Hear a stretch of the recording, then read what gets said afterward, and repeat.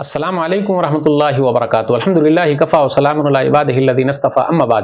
محترم ناظرین کرام، تحفہ رمضان کی آج کی نشست میں آپ حضرات کا استقبال ہے، اور یہ آج کی آخری نشست ہے، اور اس نشست کا ٹاپک ہے عید۔ اسلام کے اندر سالانہ دو ہی عید ہے، جمعہ کو بھی عید کا دن ہم اور آپ کہہ سکتے ہیں، عید الفطر اور عید الاضحیٰ۔ سورہ نبی داؤد کتاب الصلاۃ حدیث نمبر 1134۔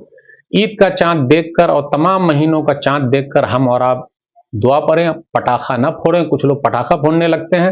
سنن ترمذی کتاب الدعوات حدیث نمبر 3451۔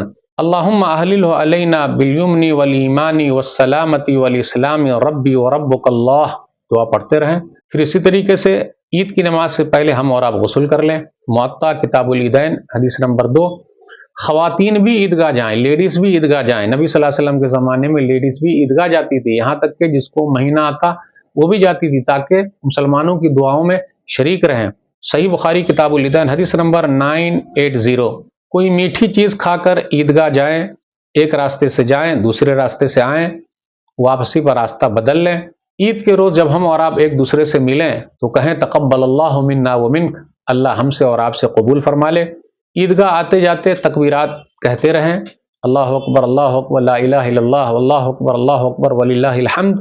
عید کی نماز سے پہلے یا اس کے بعد کوئی نفلی نماز نہیں ہے۔ عید کی نماز سے پہلے نہ اذان ہے نہ اقامت ہے۔ عید کے دن روزہ رکھنا منع ہے۔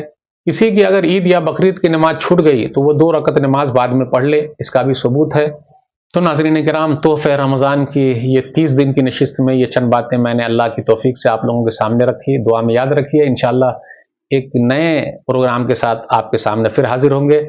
اجازت دیجیے، میں آپ سب لوگوں کا شکریہ ادا کرتا ہوں کہ آپ لوگوں نے ہمیں یاد رکھا، پورے رمضان یاد رکھا، دعاؤں سے نوازا۔ میں اپنے کیمرہ مین کا اور پوری ٹیم کا شکریہ ادا کرتا ہوں کہ ان لوگوں نے بڑی محنت کر کے یہ پروگرام تیار کیا۔ ان لوگوں کو بھی دعاؤں میں یاد رکھیے۔